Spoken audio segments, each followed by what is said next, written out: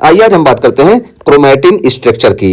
तो देखिए chromatin structure में हम पूरी बात करेंगे कि डीएनए का फॉर्मेशन कैसे होता है, मींस डीएनए का पूरा स्ट्रक्चर का ना बिल्कुल हम मॉलिक्यूलर लेवल से बात करेंगे। ठीक है, तो मॉलिक्यूलर लेवल से हम पूरी यहाँ क्रोमोसोम तक की बात करेंगे। ठीक है, तो देखिए यहाँ पे ये डबल हेलिक्स दिखाया गया है और इससे पहले की हम यूनिट आपको दिखा देंगे ताकि आपको ये सारी चीजें समझने में बिल्कुल आसानी हो जाए। ठीक है, तो ये हम यहाँ पे क्लियर करने वाले हैं। तो देखिए डीएनए, ये देखिए हम मोस्टली जो पढ़ते आते हैं क्रोमोसोम देखते हैं। तो देखिए ये क्रोमोसोम हमारा है। ठीक है, ये क्रोमोसोम पूरा यहाँ पे देखिए डीएनए का ही कंडेंसेशन होता है और ये हमको मेटाफेज में देखने को मिलता है। और वैसे नॉर्मल कंडीशन में ये क्रोमोसोम जो होता है ऐसे कंडेंस होता है और देखिए कंडेंस होकर ऐसे रैप रहता है। ठीक है, रैप रहता है, यहाँ पे हिस्टोन प्रोटीन वगैरह होती है, अभी हम सब बात करते हैं। ठीक है, तो ये ऐसा रहता है और इसमें देखिए दो फॉर्म होती है, एक हेट्रोक्रोमैटिन होती है जो कि डार्क होती है और एक यूक्रोमैटिन होती है जो कि मतलब लाइट होती है। लाइट का मतलब क्या है कि ये टाइटली नहीं रैप रहता है और जो हेट्रोक्रोमैटिन होता है ये टाइटली रैप रहता है। ओवरऑल हम बता रहे हैं, अभी हम यहाँ शुरू से पूरा चलेंगे। ठीक, तो ये सारा होता है, कैसे होता है हम बताते हैं। ठीक, तो देखिए आइए हम बात करते हैं यहाँ से।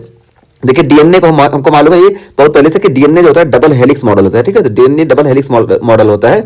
वाटसन और क्रिक ने इसको प्रपोज किया। ठीक है, तो ये propose by Watson and Crick. तो ये डबल हेलिक्स डीएनए मॉडल होता है। यहाँ पे देखिए डीएनए के दो हेलिक्स होते हैं। ये कैसे बनते हैं हम बताते हैं।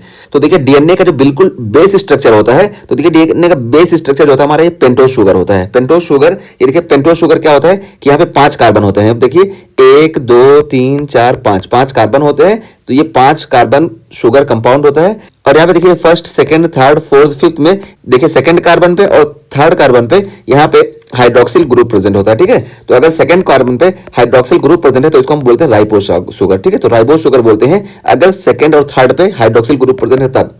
और अगर सिर्फ थर्ड पे हाइड्रोक्सिल ग्रुप प्रेजेंट है और सेकंड पे हाइड्रोक्सिल ग्रुप नहीं प्रेजेंट है तो इसको हम बोलते हैं डीऑक्सीराइबोज शुगर। ठीक है, तो डीएनए और आरएनए में फर्क क्या होता है, तो यही बेसिक से देखिए यहीं से फर्क होता है। जो पेंटोज शुगर होती है, इस पेंटोज शुगर के स्ट्रक्चर में फर्क होता है कि राइबोज शुगर जो होती है इसमें सेकंड और थर्ड दोनों कार्बन पे हाइड्रोक्सिल ग्रुप होता है, जबकि डीऑक्सी देखिए यहाँ पर डीऑक्सी क्या है कि यहाँ से एक हाइड्रोक्सिल ग्रुप जो होता है ये हट जाता है। ठीक है, तो ये वाला हाइड्रोक्सिल ग्रुप हट जाता है, इस वजह से इनको डीऑक्सीराइबोज शुगर बोलते हैं। तो ये हमारा 5 कार्बन शुगर कंपाउंड है। ठीक है, तो 5 कार्बन शुगर कंपाउंड है जिसको हम पेंटोज शुगर बोलते हैं। ये बिल्कुल बेसिक हुआ।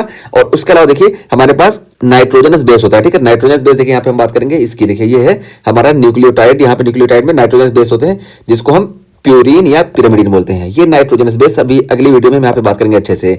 बस हमको मालूम होना चाहिए और बहुत बेसिक चीज है कि प्यूरिन हमारे पास 2 होते हैं, एडेनिन गुआनिन, और पिरामिडिन 3 होते हैं, साइटोसिल यूरेसिल और थाइमिन। ठीक है, तो ये जो होते हैं डीएनए के बिल्डिंग ब्लॉक में रोल प्ले करते हैं। तो देखिए एडेनिन जो होता है ये बॉन्ड क्रिएट करता है थाइमिन से डबल बॉन्ड, और गुआनिन जो होता है ये ट्रिपल बॉन्ड क्रिएट करता है साइटोसिल से। ठीक है, तो ये हमको डीएनए में देखने को मिलता है। और आरएनए में हम बात करें तो आरएनए में ये थाइमिन की जगह यूरासिल होता है, तो हम बात करेंगे अभी। ठीक है, बस हम यहाँ पे ओवरऑल बताते चल रहे हैं कि ये नाइट्रोजनस बेस होता है जो कि डीएनए के फॉर्मेशन में हेल्प करता है। अब ये नाइट्रोजनस बेस कैसे बनता है अभी हम इस पे बात करेंगे पूरा, और आगे देखिए हम इसकी सिंथेसिस वगैरह सब बात करेंगे। ठीक है, यहाँ पे शुरू यहीं से किया गया था, इस वजह से पहले हम ये बता रहे हैं। तो ये जो हमारा नाइट्रोजनस बेस है प्यूरिन और पिरामिडिन, ये इस पेंटोज शुगर से ऐड होते हैं। तो देखिए इस पेंटोज शुगर से, यहाँ पे देखिए अभी पेंटोज शुगर है और इस पेंटोज शुगर से जब नाइट्रोजनस बेस अटैच होगा ना, तो कोई भी नाइट्रोजनस बेस अटैच हो सकता है। हम पहले बेसिक लेके चल रहे हैं। ठीक है, तो देखिए नाइट्रोजनस बेस अटैच हुआ तो इसको हम बोलते हैं न्यूक्लियोसाइड। ठीक है, तो ये न्यूक्लियोसाइड हमारा बन गया। ठीक, तो जब इससे नाइट्रोजनस बेस नहीं अटैच था तब तक ये पेंटोज शुगर था, लेकिन जैसे ही नाइट्रोजनस बेस चाहे पिरामिडिन या प्यूरिन कोई भी अटैच हुआ तो ये बन जाता है न्यूक्लियोसाइड। ठीक है, अब देखिए न्यूक्लियोसाइड जब बना तो न्यूक्लियोसाइड अगर यहाँ पे देखिए राइबोज शुगर पे ऐड हुआ न्यूक्लियोसाइड तो इसको हम बोलते हैं राइबोन्यूक्लियोसाइड, और अगर देखिए यहाँ पे डीऑक्सीराइबोज शुगर पे नाइट्रोजनस बेस अटैच हुआ तो इसको हम बोलते हैं डीऑक्सीराइबोन्यूक्लियोसाइड। ठीक है, तो देखिए दोनों में फर्क समझ में आ गया ना कि राइबोज से हमारा बना राइबोन्यूक्लियोसाइड और डीऑक्सीराइबोज शुगर से हमारा बना डीऑक्सीराइबोन्यूक्लियोसाइड। ठीक है, तो यहाँ पे देखिए दोनों में फर्क समझ में आ गया कि यहाँ पे सिर्फ हाइड्रोक्सिलेशन का फर्क होता है दोनों में, और ये जो होता है इसका फेथ डीएनए का होता है डीएनए फॉर्मेशन, और इसका फेथ क्या होता है कि ये आरएनए फॉर्मेशन। ठीक है, तो यहां तक हम न्यूक्लियोसाइड तक आ गए। अब देखिए न्यूक्लियोसाइड के आगे जब हम बढ़ते हैं ना तो यहाँ पे देखिए ये जो हमारे कार्बन है ये first second third fourth fifth carbon पे हमारा हाइड्रोक्सिल ग्रुप था ना, इस हाइड्रोक्सिल ग्रुप को हटा के यहाँ पे फॉस्फेट आ जाता है। ठीक है, PO4 माइनस आ जाता है। तो PO4 माइनस जब यहाँ पे ऐड होता है तब इसको हम बोल देते हैं न्यूक्लियोटाइड। देखिए अभी तक न्यूक्लियोसाइड था, लेकिन जैसे ही फॉस्फेट ऐड जाएगा तो इसको हम बोलते हैं न्यूक्लियोटाइड। ठीक है, तो देखिए न्यूक्लियोटाइड ये और ये दोनों न्यूक्लियोटाइड हो गए हैं। ये देखिए राइबोन्यूक्लियोसाइड था तो ये अब क्या हो गया राइबोन्यूक्लियोटाइड, क्योंकि यहाँ पे देखिए दोनों सेकंड और थर्ड पे हाइड्रोक्सिल ग्रुप है, और ये देखिए ये हमारा डीऑक्सीराइबोन्यूक्लियोटाइड हो गया क्योंकि यहाँ पे देखिए सेकंड पे हाइड्रोक्सिल ग्रुप नहीं प्रेजेंट है। ठीक है, इस वजह से हमारा डीऑक्सीराइबोन्यूक्लियोटाइड हो गया। ठीक, तो यहाँ पे हम बिल्कुल क्लियर कर दिए कि बिल्कुल बेसिक कैसे बनता है राइबोज शुगर, उसके बाद न्यूक्लियोसाइड बनता है और उसके बाद फिर हमारा बनता है न्यूक्लियोटाइड। ठीक है, तो ये हमारा बिल्कुल बेसिक हो गया। अब देखिए यहाँ पे जो ये एक बना ना न्यूक्लियोटाइड, ये न्यूक्लियोटाइड दूसरे न्यूक्लियोटाइड से ज्वाइंट होता है। देखिए यहाँ पे बताएं, ये देखिए first, second, third, fourth, fifth, तो ये देखिए पूरा ये पांचों कार्बन है। तो इस पांचों कार्बन में देखिए मान लो ये वाला है ना, ये एक, तो देखिए यहाँ पे first, second, third, fourth, fifth, ये 5 कार्बन है और यहाँ पे फास्फेट ग्रुप है। और यहाँ पे देखिए दूसरा है 1 2 3 4 5, देखिए 5 कार्बन है और ये फास्फेट ग्रुप है। तो ये जो फास्फेट ग्रुप है ना, ये इस थर्ड कार्बन का जो ऑक्सीजन होता है ना, यानी इस थर्ड कार्बन से यहाँ पे फास्फोडाइएस्टर बॉन्ड बना के ये आपस में ज्वाइंट होते हैं। तो ये देखिए फास्फोडाइएस्टरेज बॉन्ड से ये दोनों आपस में ज्वाइंट हुए। तो इस तरह से देखिए आगे पूरा फास्फोडाइएस्टरेज बॉन्ड से ये आपस में ज्वाइंट होते हैं। तो यहाँ पे देखिए ये हमको जो सीक्वेंस मिलता है, देखिए ये 5th कार्बन है और ये देखिए 3rd कार्बन। तो यहाँ पे जब हम पूरा सीक्वेंस देखेंगे, देखिए कई सारे हम जोड़ दिए, आपको जोड़ के दिखा दिए। देखिए सब यहाँ पे ऐसे ऐसे जुड़े फास्फोडाइएस्टरेज बॉन्ड से, और जब फास्फोडाइएस्टरेज बॉन्ड से जुड़े तो ये वाला एंड जो होता है, देखिए यहाँ पे 3rd कार्बन है। देखिए 3rd कार्बन है ना, ये first, second, third, fourth, fifth, तो ये 3rd कार्बन, तो इसको हम 3 एंड बोलते हैं। और यहाँ पे देखिए ये वाला जो एंड है, ये देखिए 5th कार्बन है, जिसको हम बोलते हैं 5 एंड। तो इस तरीके से हमारा 3rd एंड और 5 एंड, यानी 3 प्राइम और 5 प्राइम का फॉर्मेशन होता है। ठीक है, तो यहाँ पे देखिए हम एक स्ट्रक्चर बना दिए कि डीएनए का पूरा एक स्ट्रक्चर हो गया। तो यहाँ पे देखिए 5 प्राइम और 3 प्राइम हम बता दिए। ठीक है, 5 प्राइम कैसे होता है, 3 प्राइम कैसे होता है। और यहाँ पे देखिए आप एक चीज गौर करेंगे कि ये जो हमने बनाया है, ये पूरा हमारा क्या है कि ये आरएनए का स्ट्रक्चर है। ठीक है, तो आरएनए का स्ट्रक्चर क्यों हुआ, क्योंकि आप यहाँ पे देखिए हाइड्रोक्सिल ग्रुप यहाँ भी प्रेजेंट था और यहाँ पे प्रेजेंट था। ठीक है, तो हाइड्रोक्सिल ग्रुप जो दोनों जगह प्रेजेंट है, तो ये क्या है कि राइबोज शुगर है। तो राइबोज शुगर पे जब ऐसा सारा हुआ, ये सारी चीजें, तो ये हमारा आरएनए हो गया। और यही यहाँ पे OH नहीं प्रेजेंट होता, यहाँ पे OH हट गया होता है, यानी हाइड्रोक्सिल ग्रुप हट गया होता, तो ये हमारा डीएनए हो जाता है। ठीक है, तो हम बिल्कुल बेसिक से आपको बता रहे हैं तो डीएनए और आरएनए में कैसे हम फर्क करते हैं। तो ये चीज हो गई। अब देखिए इसी OH को हम यहाँ पे हटा देते हैं। पहले हमारा ये आरएनए बन गया।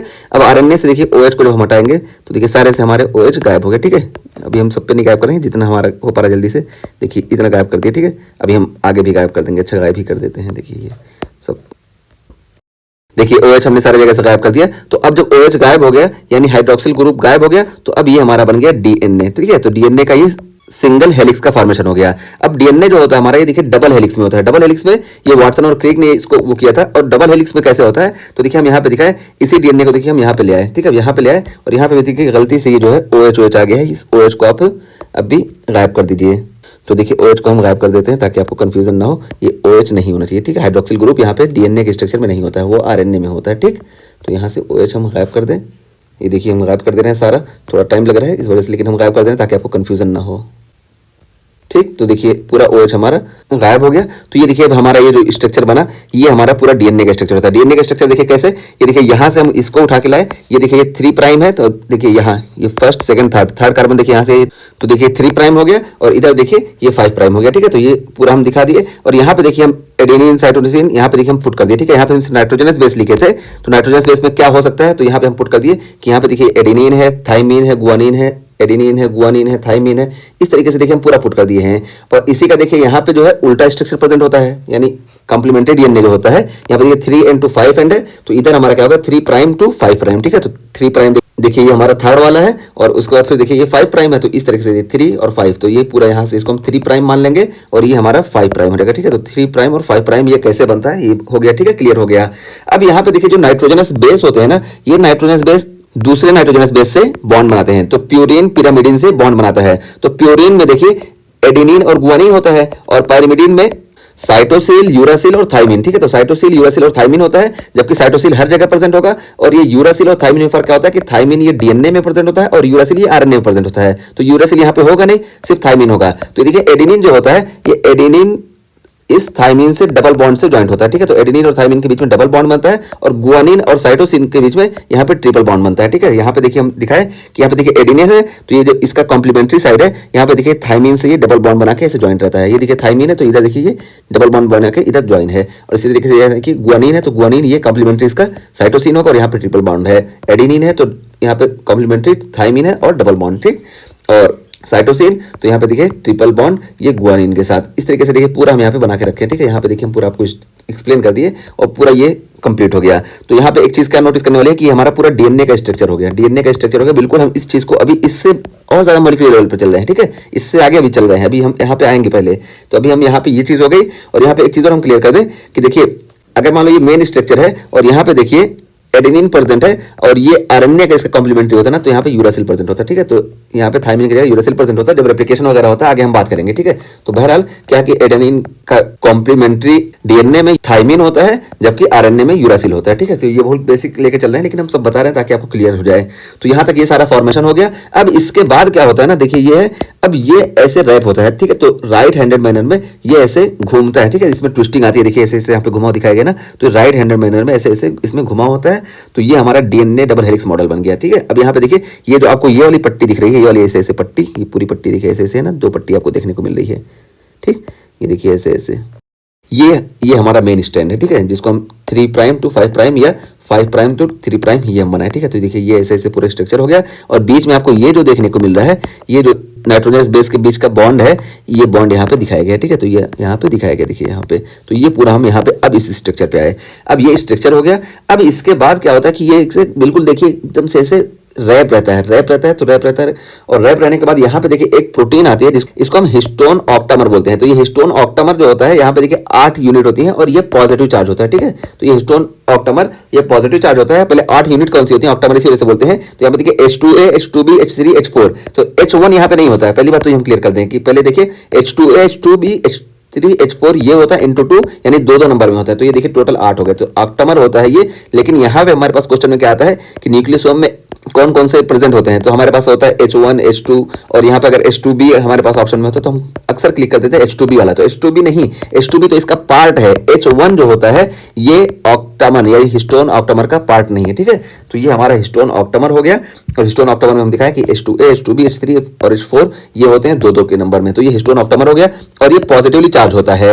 और जो हमारा डीएनए होता है ना, डीएनए जो होता है ना हाईली निगेटिव होता है। ये देखिए डीएनए निगेटिव है और ये हिस्टोन ऑक्टामर जो है ये पॉजिटिव है। तो इस वजह से ना हिस्टोन ऑक्टामर इस निगेटिवली चार्ज डीएनए को रैप कर लेता है अपने पर, ठीक है, क्योंकि पॉजिटिव है और ये डीएनए निगेटिव है। तो यहाँ पे हिस्टोन ऑक्टामर पे ये डीएनए रैप कर जाता है और यहाँ पे देखिए इसको टाइट करने के लिए, ताकि यहाँ पे ये खुले ना, यहाँ पे जो प्रोटीन आते हैं इसको हम बोलते हैं H1, ठीक है। तो ये होती है हमारे हिस्टोन का फर्स्ट यूनिट। तो ये H1 यहाँ पे आ गई। तो अब इसको पूरे को हम बोलते हैं न्यूक्लियोसोम, ठीक है। तो देखिए न्यूक्लियोसोम ये होता है हमारा, ठीक। तो न्यूक्लियोसोम जब डीएनए हिस्टोन ऑक्टामर से बाइंड कर लेता है तो इसको हम न्यूक्लियोसोम बोलते हैं। देखिए न्यूक्लियोसोम हो गया। और ये देखिए ये जो न्यूक्लियोसोम और ज्यादा कंडेंस हो जाता है ना, यहाँ पे देखिए ढीला था तो ये और ज्यादा कंडेंस हो गया। तो देखिए और ज्यादा कंडेंस हो गया तो इसको हम बोलते हैं यूक्रोमेटिन। अब यूक्रोमेटिन में हम और ज्यादा बात करते हैं, ठीक है। फिर यहाँ पे देखिए जब यूक्रोमेटिन का फॉर्मेशन हो गया, यहाँ पे देखिए ये H1 हिस्टोन ये लिंक करता है इसको, यानी इसको बांध के रखता है।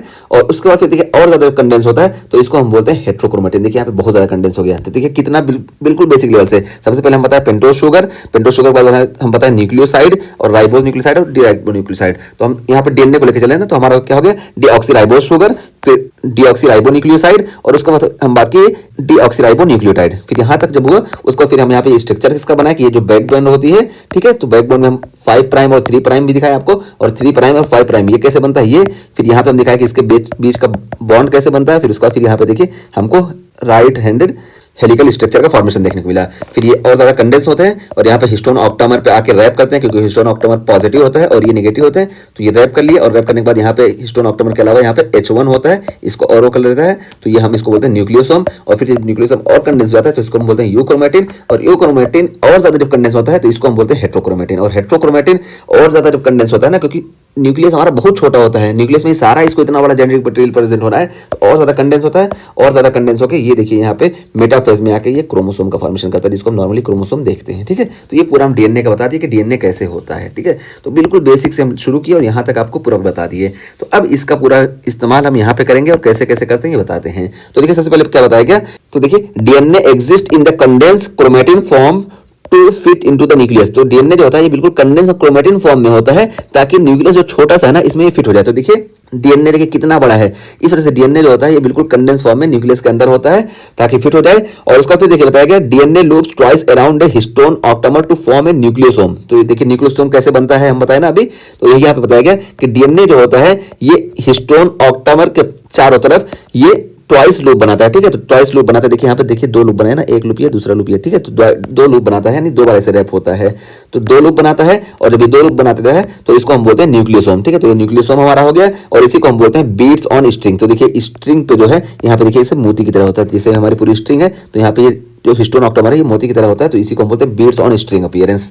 तो ये हो गया। और उसका फिर देखिए H1 bind to nucleosome and to linker DNA. तो देखिए यहाँ पे फिर H1 का रोल आता है। देखिए H1 है ना, ये हमारा हिस्टोन ऑक्टामर हो गया। अब ये H1 जब इससे बाइंड किया तो क्या करता है, H1 bind to nucleosome and to linker DNA thereby stabilising the chromatin fibre. तो जो ये हिस्टोन होता है यहाँ पे लिंकर डीएनए और ये न्यूक्लियोसोम से बाइंड कर लेता है, ताकि ये जो यहाँ पे न्यूक्लियोसोम का फॉर्मेशन हुआ है ये स्टेबलाइज हो जाए। तो यही हमें पता गया कि H1 binds to nucleosome and to linker DNA thereby stabilising the chromatin fibre. तो ये पूरे क्रोमैटिन फाइबर को ये स्टेबलाइज कर लेता है, ठीक है।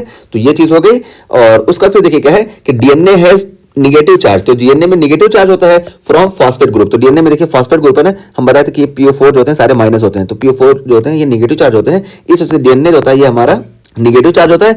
जबकि हम हिस्टोन की बात करें तो यहाँ हिस्टोन ऑक्टामर जो होता है यहाँ पे देखिए लाइसिन और आर्जिनिन दोनों प्रेजेंट होते हैं और ये पॉजिटिवली चार्ज होते हैं। इस वजह से हिस्टोन जो होता है हमारे पॉजिटिव चार्ज हुआ। तो देखिए अब क्या होगा कि जब ये डीएनए निगेटिव चार्ज है तो हिस्टोन क्या होगा, histone are large and have positive charge from lysine and arginine. तो लाइसिन और आर्जिनिन प्रेजेंट होने की वजह से हिस्टोन पे यहाँ पे पॉजिटिव चार्ज होता है। और जब पॉजिटिव चार्ज हुआ तो क्या होगा कि ये डीएनए इसी से रैप कर जाएगा, ठीक है। तो यहाँ पे ये चीज हम बता दिए। और उसका फिर देखिए क्या है कि इन माइटोसिस, जब माइटोसिस होती है DNA condense to form chromosome. तो जब माइटोसिस होती है तब हमको मेटाफेज में डीएनए का कंडेंसेशन देखने को मिलता है ना। तो माइटोसिस में ही सिर्फ हमको ये क्रोमोसोम देखने को मिलता है, बाकी क्रोमोसोम जो होता है ये हेट्रोक्रोमैटिन और ड्यूक्रोमैटिन के फॉर्म में रहता है। लेकिन जब माइटोसिस होती है तब इस मेटाफेज में क्रोमोसोम का फॉर्मेशन होता है, ये यहाँ पे बताया गया, ठीक है। तो in mitosis DNA condenses to form chromosome और DNA and histone synthesis occur during S phase. और ये डीएनए और हिस्टोन की जो सिंथेसिस होती है ये एस फेज में हमको देखने को मिलती है। तो देखिए एस फेज सिंथेसिस फेज इसको हम बोलते हैं। तो सेल साइकिल की जो फेज है ग्रोथ फेज में खाली प्रिपरेशन होती है, बाकी डीएनए और हिस्टोन की सिंथेसिस जो होती है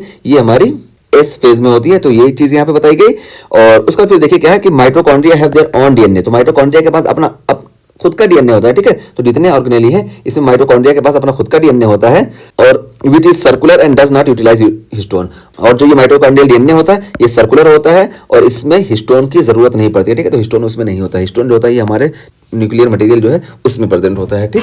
तो ये हम यहाँ पे पूरा बता दिए और कैसे कैसे क्या होता है ये बता दिए। अब यहाँ पे देखिए वाटसन और क्रिक मॉडल भी हम यहाँ पे एक्सप्लेन कर दिए। वाटसन और क्रिक मॉडल में होता क्या है कि right handed anti parallel double helical structure. तो देखिए यहाँ पे दिखा है ना कि राइट हैंडेड होगा और एंटी पैरेलल होगा। देखिए यहाँ पे एक इधर है तो anti parallel double helical structure देखने को मिलता है। वाटसन और क्रिक मॉडल यही है। और यहाँ पे बेस पेयरिंग रूल जो होता है कि एडेनिन थाइमिन से बेस पेयर बनाता है और साइटोसिन गुआनिन से, मींस मतलब ये आपस में इस तरह बनाते हैं। और यहाँ पे डबल बॉन्ड होता है और यहाँ पे सिंगल बॉन्ड होता है। ये सारा हम आपको यहाँ पे दिखा दिए। तो ये हमारा वाटसन और क्रिक मॉडल भी कंप्लीट हो गया, ठीक है। तो इस तरीके से हम पूरा डीएनए का बता दिए। डीएनए में देखिए हम एक बार फिर से कर दें कि डीऑक्सीराइबोस शुगर से डीऑक्सीराइबोन्यूक्लियोसाइड बना और डीऑक्सीराइबोन्यूक्लियोसाइड से न्यूक्लियोटाइड का फॉर्मेशन हुआ, ठीक है, डीऑक्सीराइबोन्यूक्लियोटाइड। और फिर ये देखिए यहाँ पे ये सिंगल स्ट्रक्चर बनाया यानी सिंगल हेलिक्स हम बनाए और 5 प्राइम 3 प्राइम। फिर यहाँ पे देखिए हम यहाँ पे डबल हेलिक्स बनाया और उनके बीच में देखिए नाइट्रोजन बेस के बीच में यहाँ पे नाइट्रोजन बॉन्ड का फॉर्मेशन हो गया।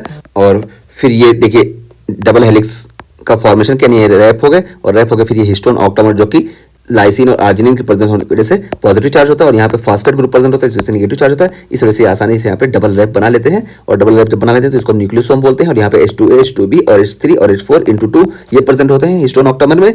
और फिर यहाँ पे जब हमारा H1 लिंकर आ जाता है यानी H1 हिस्टोन जो आ जाता है तो इसको पूरा हम यूक्रोमेटिन बोल दिए। और यूक्रोमेटिन और कंडेंस होता है, ये हेट्रोक्रोमेटिन होता है। फिर ये जाके मेटाफेज में क्रोमोसोम का फॉर्मेशन करता है, ठीक है। तो ये हम पूरा यहाँ पे बता दिए। और यहाँ पे बताया कि माइटोकॉन्ड्रिया में खुद का डीएनए होता है जो कि सर्कुलर होता है और इसमें हिस्टोन की जरूरत नहीं पड़ती है, ठीक है। तो ये चीज हो गई। अब आइए हम बात करते हैं हेट्रोक्रोमेटिन की।